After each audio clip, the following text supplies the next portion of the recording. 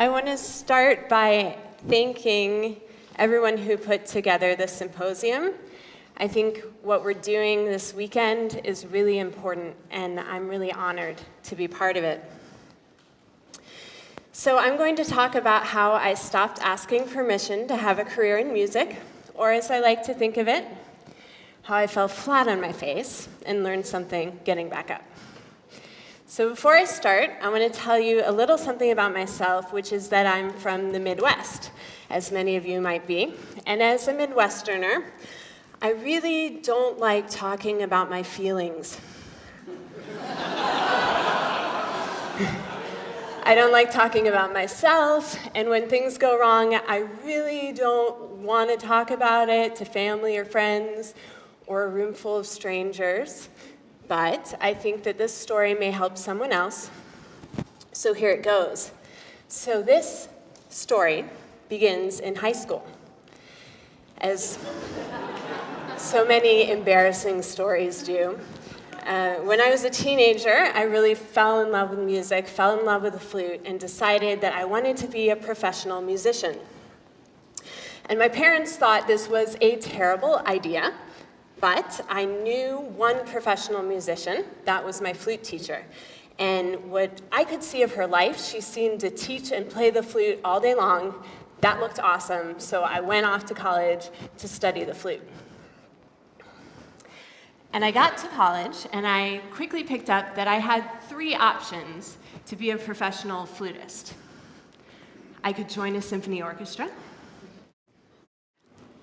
I could become a college professor. Or, number 3, I could be a failure. So I thought I'd go for one of those first 2. But I looked at my college professors, and the ones that taught instruments, they all had a symphony orchestra job before they started teaching.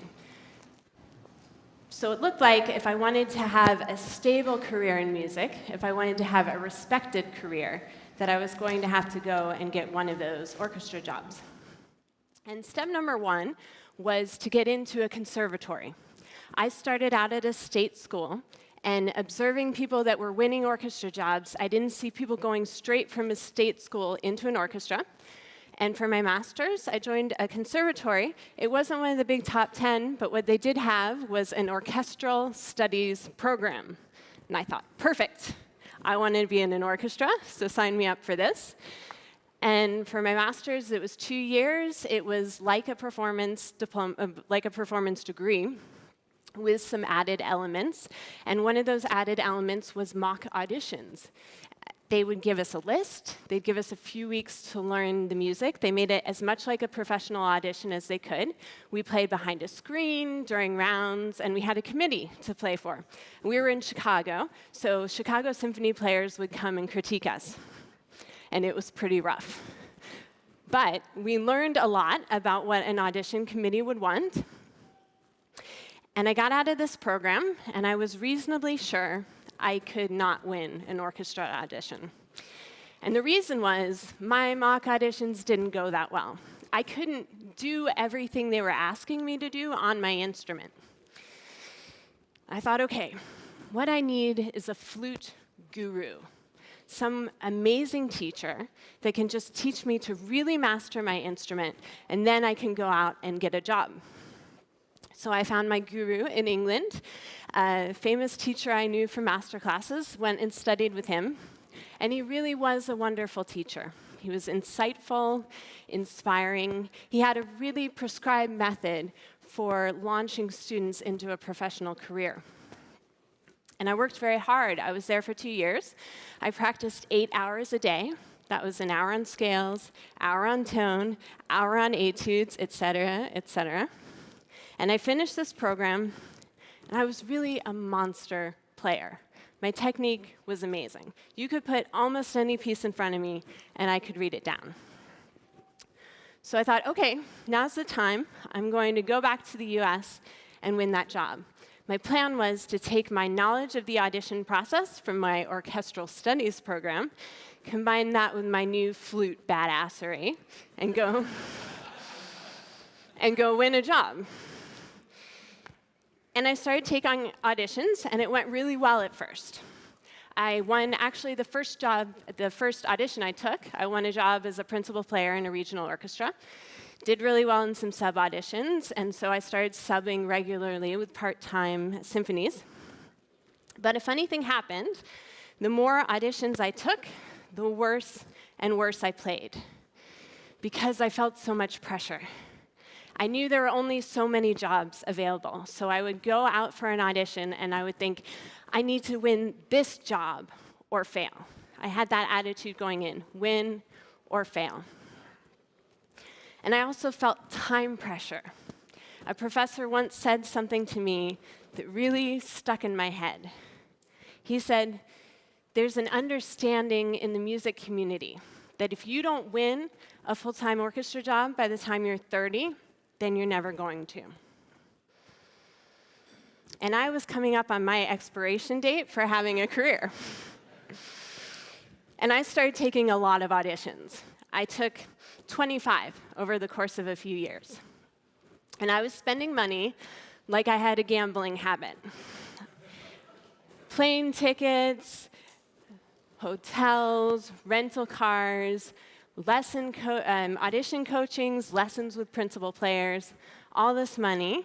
And again, I had some success. So I made some final rounds in some national auditions. I had one really heartbreaking day as runner-up for a full-time job in Hawaii. But runner-up, final rounds, they get you nothing. You go home empty-handed, minus all the money and time you've spent. And I kept having to do this, going home to friends, family, colleagues, teachers who had supported me, failure after failure after failure, no job. I got depressed, and I felt terrible all the time. And I started to take auditions really hard. When it didn't go well, I would come home, and I wouldn't be able to get out of bed for 2 or 3 days. Or there was one audition, it was just a little orchestra, not very good, but they cut me off after about 20 seconds into the first round. And I was so mad at myself for being nervous and screwing it up that I went straight from the audition to the liquor store. I bought myself a bottle of vodka, and I drank half of it that night. So I stopped taking auditions. I quit. I couldn't do it anymore because I was going to lose my soul, if not my life, to the classical music win or fail game. I enrolled in a doctoral program. I thought maybe I could skip the orchestra job and go straight for college professor. But I didn't feel good about it. For one, I felt like a fraud teaching other people when I hadn't won what I considered a real job. And also, I felt really morally conflicted about bringing more young people into this industry when I saw so few chances for success. And the thing that really turned everything around for me was actually going to a jazz club and seeing a bunch of classical musicians play there. One winter evening in Cincinnati, I went into the Blue Wisp Jazz Club, and I saw the musicians of Classical Revolution Cincinnati performing there. And they were taking their music straight to their audience. They found their own audience, they booked their own clubs, they found their colleagues, chose what they were going to play. And I saw creativity, joy, life, music, and this beautiful connection between audience and performers. And it was like I had spent 10 years banging my head against a door that would never open, only to look around and realize that there were no walls. I could just walk outside and create the career that I wanted. And it all looked so accessible, and it also looked so fun. And I had really lost sight of fun in music over the previous years. I went home, and I took the ensemble I was already playing with, Helix Collective, and we turned it on its head. We'd been trying to be taken really seriously as a classical ensemble, getting booked in classical series and going to colleges and universities. And we asked a new question. We said, OK, we want to play at the Blue Wisp. What can we do to keep a club crowd fascinated? And we started trying things. We tried, so the first thing we did is we took our program and we put it on shuffle. So we took every 3 or 4 minute movement and treated it as its own song, with its own introduction. We told funny stories, we told jokes, we planted musicians at the bar and in the audience. We were playing a folk song, so we led the audience in a sing-along with a folk song. And we went to the Blue Wisp and we tried this. And it went so well. It was so fun. We were talking to the audience. They were yelling back at us. They were laughing. They were singing. There was so much electricity in the air. And at the end of the night, we got a decent amount of money from the door. So we were hooked. And we wanted to play this in these venues more and more. But we wanted a program that was really built for these venues. What we did was we added drum set to the ensemble, and we asked our composer friends to write us dances from around the world, and they delivered. They gave us salsa dances, Bollywood dances, bluegrass dances. We started playing it around different alternative venues, touring a little bit. And eventually it occurs to us, you know, we're playing dance music in dance clubs. Why don't we get people dancing? But people didn't know the moves to a lot of the dances we were playing, so we started to teach them. Before we played the salsa tune, we'd teach the basic salsa step. If people didn't know it, then they could go and try it while we played. So there's some pictures up there. There's a couple doing a square dance, and these are not plants. These are people who just showed up to the show. And they look good, though. And then there's the one next to it is the ensemble teaching a crowd of hipsters the hora, which was a lot of fun. We did this for a while, and eventually we decided to pick up and move the ensemble to Los Angeles. We wanted to try a big market, take some risks, see how it went. And when we got there, we asked about the local Classical Revolution chapter, because we'd had a lot of fun playing for different Classical Revolution chapters. But there wasn't one in LA at the time, so we started one. And we started hosting other musicians to play in our concerts, which, by the way, is a great way to move into a new city, is giving other musicians the chance to perform. And we started playing around town. We went to bars, coffee shops, clubs, outdoors. We were on the beach. And everywhere we went, we had a new set of variables. So there would be buses going by, or a blender would go off during the show. We were doing one new music, like a composer-focused concert. We got to the place, and they said, hey, do you guys want the fog machine? Yes. We do want the fog machine. Great pictures, red screen, fog. It's good. We played on a lot of pianos that should have been taken out and shot. And there were drunk people, enthusiastic drunk people, heckling drunk people. You have to pick up some stand-up comedy skills to handle all that. But everywhere we went, we were learning and learning to roll with the punches. As an ensemble, Helix Collective kept experimenting. We met a bunch of screenwriters when we were in LA, and we asked them to write us stories. We picked a theme because we were playing in bars so much. We chose the theme of alcohol. And so they wrote us stories about their favorite drink, and then we integrated music with it, so it was a live music and storytelling show. We also started playing live soundtracks to independent films. We'd find an independent film that needed a soundtrack, pair it with a local film composer that would write for our ensemble, and then we'd perform that soundtrack live. And that became really popular. Every time we played it, we had to find a bigger and bigger venue. And lots of people wanted to be involved, so it evolved into a fully fledged annual film festival, and we're going into our 4th year. And because of that work, we started to getting asked to record as an ensemble for film and TV more and more. So it's been a whirlwind of activity ever since. Along the way, we had to learn not just the artistic side of all this, but also the business side. we had to learn to market.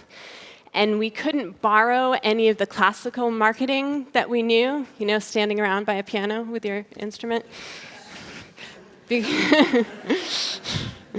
Because we needed to find a new audience. We needed to find people that wanted to come to maybe an unusual space and hear some artistically adventurous music that might be a little bit silly, because that's what we like to do. And we had to learn to make tell the story and create the materials that would find those people and that would attract journalists to the new thing that we were doing. We had to learn to book a club. We had no idea how to do that. Finances, how to make sure that we were making money and not losing it on every event we did. Gradually, I came to realize that I really didn't care if I had the job that would prove I was a successful musician. I was too busy being a musician. I was creating projects, collaborating, contributing to other people's projects. And I found that I wasn't a fearful performer anymore, because performing meant getting together with a bunch of people I really liked and making something awesome. And that feeling carried over no matter what group of people I was joining to create with.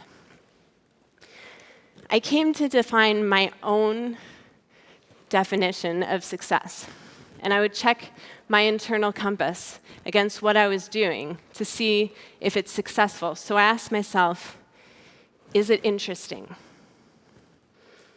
Am I supporting other artists?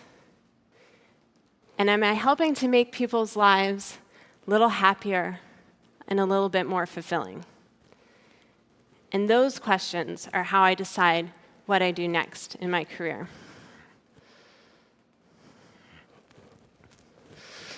This has been the most interesting journey, going into clubs and playing in alternative venues.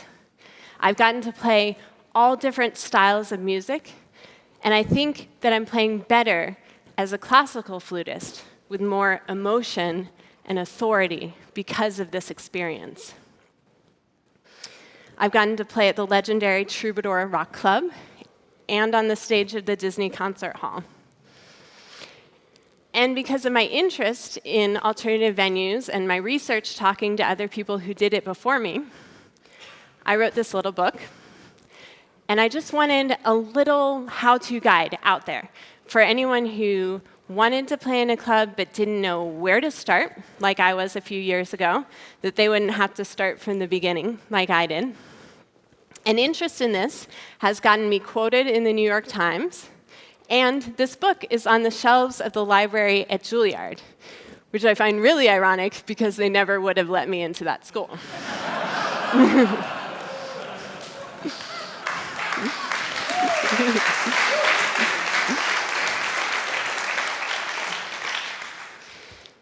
But all this work has made me a better artist, collaborator, and entrepreneur.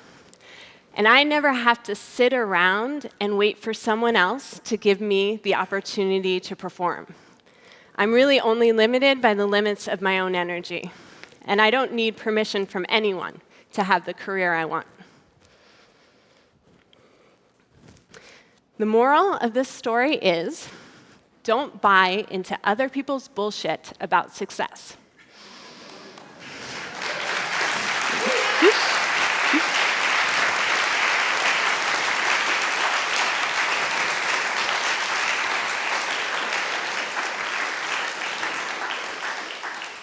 If my pain can spare you any, then take it. Take the wisdom I earned, and don't let anyone call you a failure, especially yourself. And don't accept anyone else's definition of success, because this is your life and your art, and you should make it exactly the way you want to, and be proud of what you create. Thank you.